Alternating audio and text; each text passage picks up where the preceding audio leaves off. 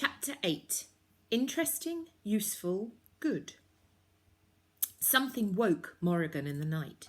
A sound, like the fluttering of wings or the riffling of pages. She lay awake, waiting for it to return, but the room was silent. Perhaps she'd been dreaming of birds or books. She closed her eyes and willed herself to fall into a deep and dreamless sleep, but it never came.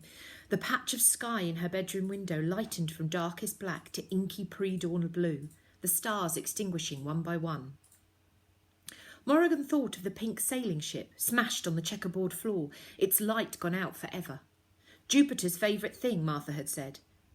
When Morrigan went to bed, Jupiter still hadn't returned from the Transport Authority. What would he say, she wondered, when he saw the gaping cavity in the ceiling where his favourite thing used to be? Logically, Morrigan knew she wasn't responsible for a giant light fixture falling to its sparkly death, especially as she hadn't even been in the room at the time. Still, she couldn't shake the feeling that she'd gotten away with a terrible crime. But this hotel must be over 100 years old, she thought. She rolled over and punched her pillow into a comfier lump, representing her own accusation. Old things break. The chandelier probably had faulty wires that had fallen away, or the plaster in the ceiling was crumbling. Morrigan sat up in bed, suddenly determined, and threw her blanket off. She'd examine the damage for herself. She'd see it wasn't her fault. She'd go back to sleep and live happily ever after. The end. Of course, the lobby was rather dark without the glow of the chandelier. The concierge desk was empty. It was spooky being down here all on her own in the small hours, her footsteps echoing in the emptiness. This was stupid, Morrigan thought with a flash of regret. A stupid idea. The mess had all been cleared away anyway, and the lobby was so dimly lit that where she stood, the hole in the ceiling was just a vague black smudge up high. She couldn't see any worn-away wires. She wasn't even certain they were still there. Morrigan was ready to give up and go back to bed when she heard a sound. Music. Humming? Yes, somebody was there in the shadows, humming. It was a strange little tune, one she vaguely recognised, a nursery rhyme or a song she'd heard on the wireless. Her pulse quickened. "Hello?" she said quietly, or she meant to say it quietly, but her voice resounded and bounced off the walls. The humming stopped. "Who's there?" "Don't be afraid." She turned around towards the voice. It was a man, sitting half in shadows, legs crossed, coat folded neatly across his lap. Morrigan stepped closer, trying to see his face. He was shrouded in darkness. "I'm just waiting for the front desk to open," he said. "My train was late, so I missed the last check-in. Sorry if I frightened you." She knew that voice, soft and clipped, all crisp T's and sharp S's. "Haven't we met before?" she asked. "I don't believe so," the man said. "I'm not from here." He squinted at her, leaning forward, and a beam of moonlight crossed his face. "Mr. Jones!" There wasn't much about him that was memorable. Ash-brown hair, grey suit. But she recognised his voice and, looking closer, his dark eyes and the thin scar that sliced through one eyebrow. "You're Ezra Squall's assistant." Yes, how did you... Miss Crowe?" He stood, taking 2 swift steps before her, his mouth opening in surprise. "Can it really be you? They told us... Well, they said you were..." He trailed off, looking uncomfortable. "What in the world are you doing in the Free State?" "Uh-oh. I'm just... Actually, I... Morrigan could have kicked herself. How could she explain all that had happened? Would he tell her family?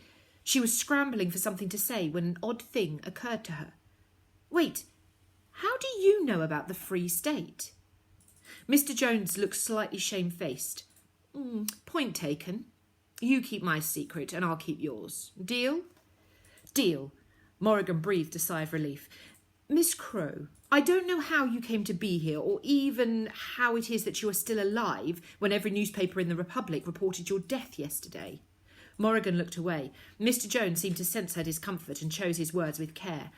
"But whatever your circumstances, I can assure you my employer's offer still stands. Mr. Squall was most disappointed to lose you as his apprentice. Most disappointed." Oh, thanks, but I already have a patron. Actually, I thought you were playing a prank on me. On bid day, I mean. You disappeared and... A prank? He looked surprised and a little offended. Absolutely not. Mr. Squall doesn't play pranks. His offer was genuine. Morrigan was confused. But I turned around and you were gone. Ah, yes, I must apologise for that. He looked genuinely sorry. Forgive me. I was thinking of Mr. Squall.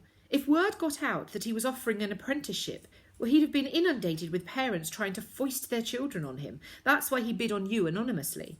I did intend to return and speak with you, but Eventide took me by surprise. Me too. I'm afraid I handled things rather poorly. I appreciate that you have another arrangement, but I'm certain Mr. Squall would be thrilled if you were to consider changing your mind. Oh, Morrigan didn't know what to say. That's nice of him. Mr. Jones held up his hand, smiling. Please, there's no pressure. If you're content, Mr. Squall will understand. Just know that the door is never closed. He folded his coat neatly over one arm and sat down again, settling into an armchair. Now, I hope you don't mind my asking, but why in heaven's name are you roaming the lobby of the Hotel Deucalion at this hour? There was something about Mr. Jones that felt trustworthy and familiar, so instead of coming up with a story, Morrigan told the ridiculous truth. I came to look at the chandelier. She pointed to the ceiling. What's left of it? Good Lord, said Mr. Jones, his eyes widening at the spot where the ship used to be. I thought something wasn't quite right. When did it happen? Yesterday. It fell. It fell. He made a tutting noise. Chandeliers don't just fall. Certainly not at this hotel. But it did. Morrigan swallowed, looking sideways at Mr. Jones, trying to gauge his reaction, trying not to sound too hopeful. Do you think someone could have done it deliberately? Like maybe someone cut the wires or...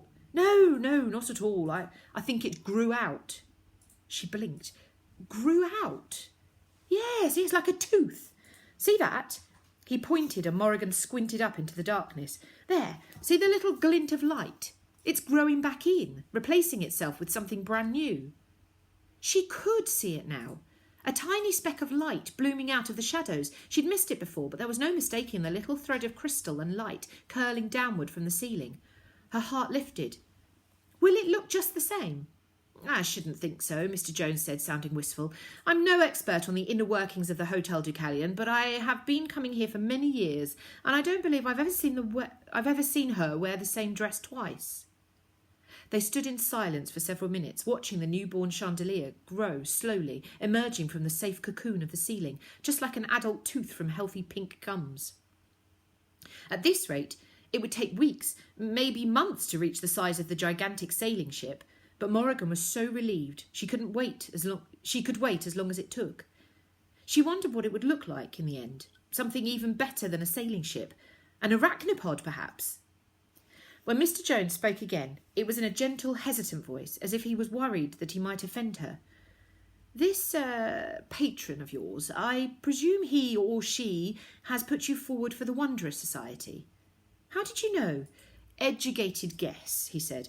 There aren't many other reasons to bring a child all the way from the Wintersea Republic to Nevermoor.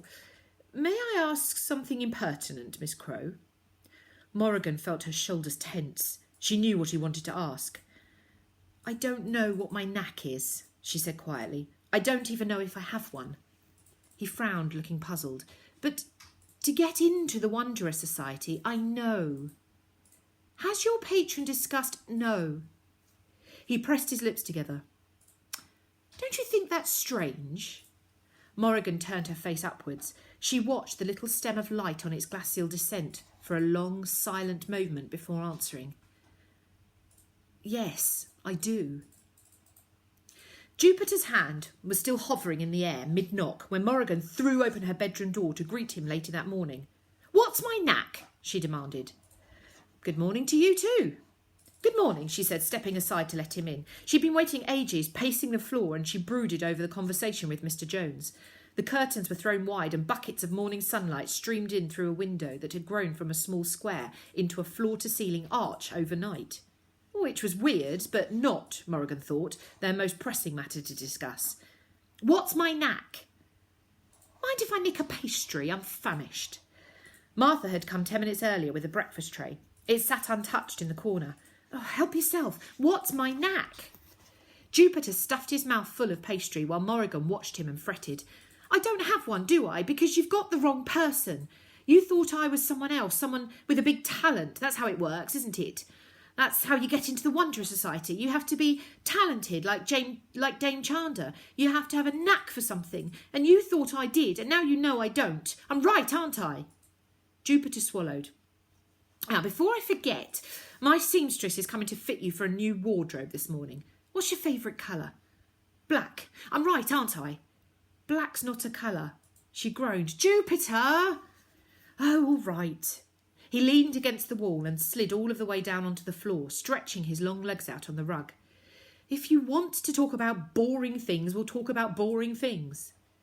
Jupiter's long red hair, streaked with gold in the sunshine, was slightly tangled and fuzzy. It was the most dishevelled she'd ever seen him. He was barefoot and wore a wrinkled, untucked white shirt over blue trousers, with braces that hung down untidily against his hips. Morrigan realised they were the clothes he'd worn the day before. She wondered whether he'd slept in them or hadn't slept at all. His eyes were closed against the light, and he looked as if he'd happily sit there all day, letting the warmth soak into his bones. Here's how it works. Are you listening? Finally, Morrigan thought. With a curious mixture of relief and dread, she sat on the edge of the wooden chair, ready for some answers at last, even if they weren't good ones. I'm listening. All right. Don't interrupt. He reluctantly sat up straight, clearing his throat. Every year, the Wanderer Society selects a new group of children to join us. Any child in the Free State can apply, so long as they've had their 11th birthday before the first day of the year. You just scraped in. Well done, you. And provided they're selected by a patron, of course. The catch is, your patron can't just be anyone. It's not like other schools and apprenticeships where anyone with more money than brains can sponsor your education. Your patron must be a member of the Wanderer Society. The elders are very strict about it. Why? Well, because they're rotten snobs. Don't interrupt. Now, I'll be honest, Morrigan. I've chosen you for my candidate, but that's just the beginning. Now, you have to go through the entrance exams. We call them trials. There are 4 spread out over the year. The trials are an elimination process designed to separate the society's ideal candidates from those who are not so ideal. It's all very elitist and competitive, but it's tradition, so there you have it. What sort of trials? Morrigan asked, chewing at her fingernails. I'm getting there, don't interrupt. He stood up and began pacing. The first 3 are different every year. There are many kinds of trials, and the elders like to switch them around to keep things interesting. We won't know what each one will be until we're told. Some of them aren't too bad. The speech trial's fairly straightforward, for example. You have to give a speech in front of an audience. Morrigan swallowed. She could think of nothing worse. She'd rather face the hunt of smoke and shadow again. And, the treasure hunt trail is fun, but I won't lie to you. Some of them are horrendous. Be grateful they got rid of the fright trial 2 ages ago. He shuddered. Ugh, they should have called that one the nervous breakdown trial. Some candidates never recovered. But the 4th trial, now that's the one you're concerned about. It's rather dramatically called the show trial. But honestly, it's very straightforward. Same thing every year. Each candidate who's made it through the first 3 trials must stand before the High Council of Elders and show them something. Morrigan frowned. Something interesting and useful and good. Interesting and useful and good. You mean a talent, don't you? She braced herself. They want to see a talent. Jupiter shrugged. A talent, a skill, a unique selling point, whatever you want to call it. We call it a knack. Silly Wanderer Society speak, of course. It merely refers to the marvellous and unique gift you possess, which the elders will deem extraordinary enough to grant you a lifelong place in the Free State's most elite and prestigious institution. That's all. He grinned through his ginger beard in what he obviously thought was a charming fashion. Oh, is that all? Morrigan choked out a hysterical little laugh. Well, I don't have one, so that you know of. And what do you know of? There was an edge to her voice. What was he hiding? I know lots of things. I'm very clever. It was infuriating the way he talked in circles. Really, Morrigan, you needn't worry. Just get through the first 3 trials. The show trial is my problem. I'll take care of it. It all sounded impossible. Morrigan slumped in her chair and sighed the deep, discontented sigh of someone who'd got quite a lot more than she bargained for. She cast Jupiter a sidelong look. What if I don't want to join the society anymore? What if I've changed my mind? Morrigan expected him to be shocked or outraged, but he just nodded, like he'd known she'd say that. I know it's scary, Mog, he said quietly. The society asks a lot. The trials are hard and they're only the start. Oh, terrific, she thought. It gets worse. What happens after the trials? Jupiter took a deep breath. It really wasn't like a normal school. Scholars in the Wanderer Society are never coddled. People think society members are given a free ride, that once you get this little gold pin, he tapped the W on his lapel, the world will smooth itself out for you and your path will always be free and easy. Well, and they're sort of right. The old gold spike certainly opened doors. Respect, adventure, fame. Reserved seats on the Wonderground. Pin privilege, people call it. He rolled his eyes. But within the society walls, you're expected to earn that privilege. Not just in the trials, not just once, but over and over again for the rest of your life, by proving that you're worthy of it, proving that you're special. He paused, looking at her seriously. That's the difference between the Wanderer Society and a normal school. Even when your studies are over, you'll still be part of the society, and it will be a part of you. Forever, Mog. The elders will hold you to account long after your years as a scholar, into adulthood and beyond.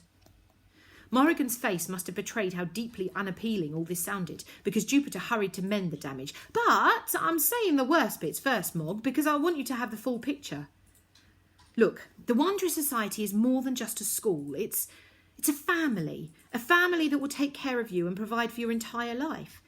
Yeah, you'll have a brilliant education, you'll have opportunities and connections that people outside the society would never dream of, but much more important than that, you'll have your unit. The people who'll go through those 4 trials with you and come out victorious, they will become your brothers and sisters. People who will have your back until the day you die, who will never turn you away but will care for you as deeply as you care for them. People who would give their life for yours. Jupiter blinked furiously and rubbed a fist against the side of his face, looking away from her. Morrigan was startled to realise that he was blinking back tears. She'd never known someone who could feel so strongly about their friends. Probably because she'd never had a friend, not a real one. Emmett the stuffed rabbit didn't count. An instant family, brothers and sisters for life.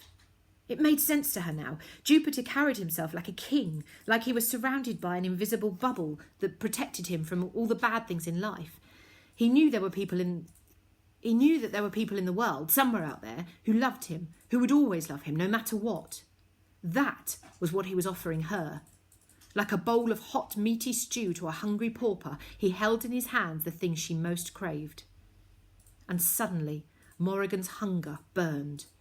She wanted to join the society. She wanted brothers and sisters. She wanted it more than she'd wanted anything. How do I win? You just need to trust me. Do you trust me? Jupiter's face was earnest and open. Morrigan nodded without hesitation. Then let me worry about the show trial. I'll tell you when you need to start worrying, I promise.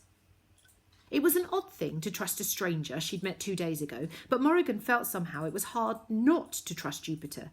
He had, after all, saved her life. She took a fortifying breath before asking the question she dreaded to ask. Jupiter, is my talent, my knack, is it to do with, you know? He frowned. Is being cursed my talent? Do I have a knack for making things go wrong?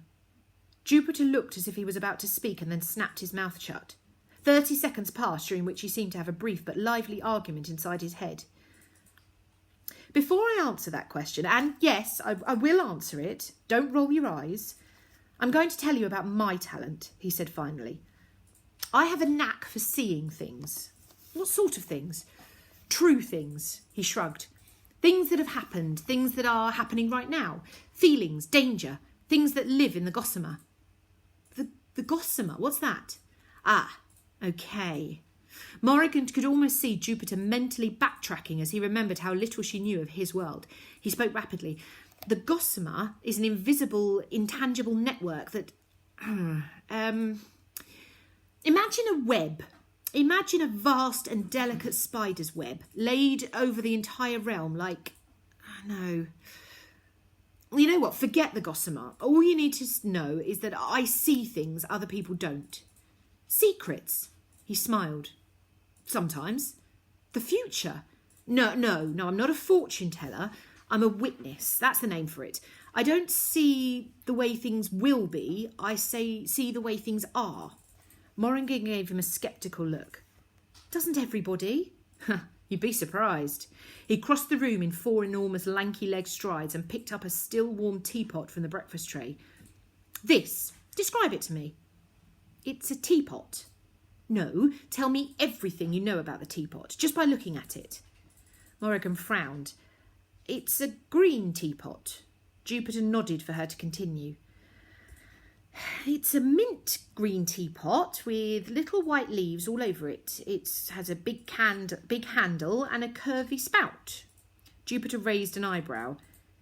It has matching cups and saucers. Good. Jupiter poured tea and milk into 2 cups and handed one to Morrigan. Very good. I think you've covered everything you can, which is to say virtually nothing. Shall I have a go? Please, said Morrigan, stirring a sugar cube into her cup. He set the teapot down on the tray.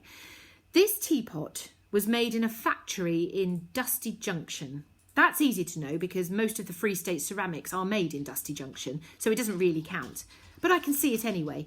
The factory positively oozes out of it.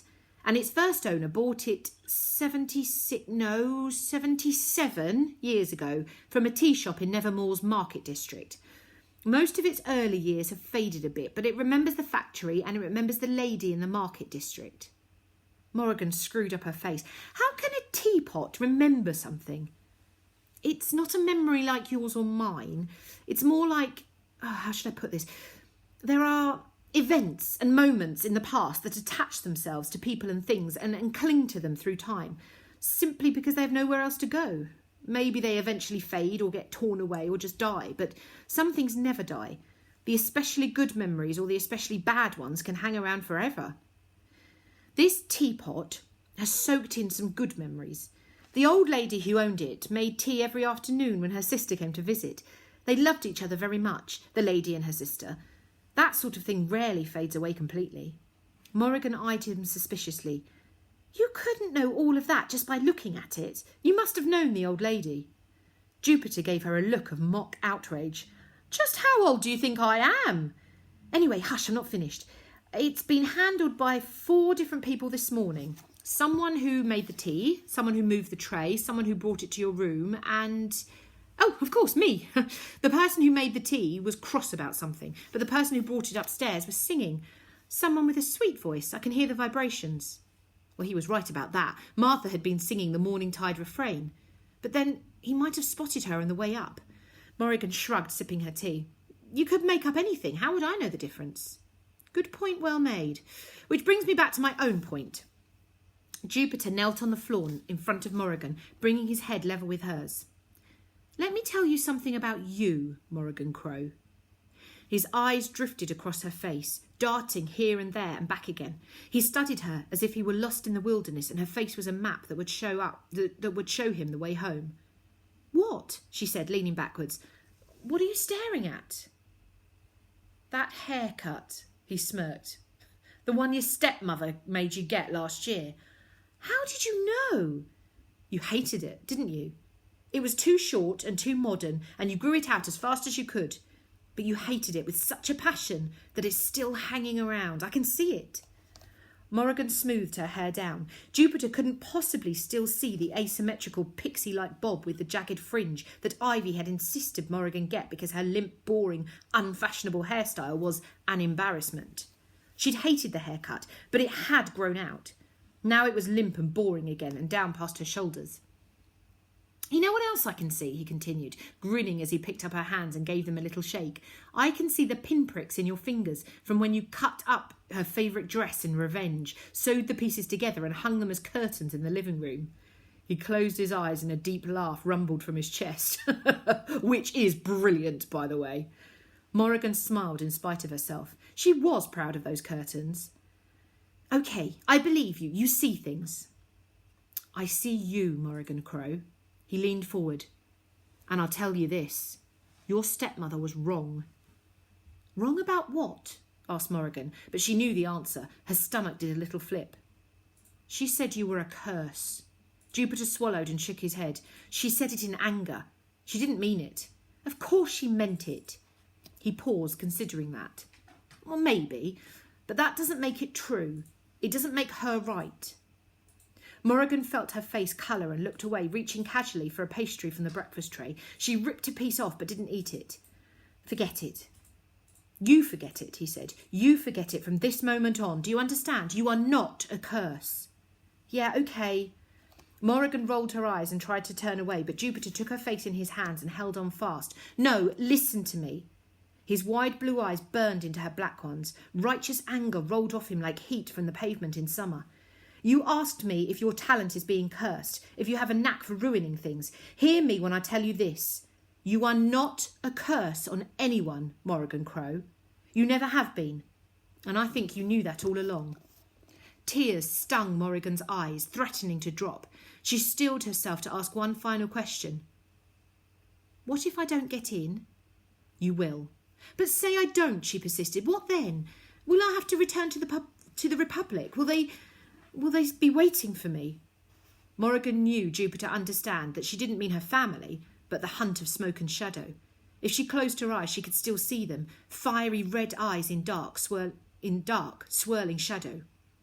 You are going to join the Wanderer Society, Mog, Jupiter whispered. I promise you that. I will see it done. And I never want to hear a word about this curse nonsense ever again. Promise me. She promised. She believed him. She felt braver, knowing that he was so staunchly on her side. But still, later that day, when Morrigan tried to count all the questions Jupiter had so far avoided answering, she could run out of fingers.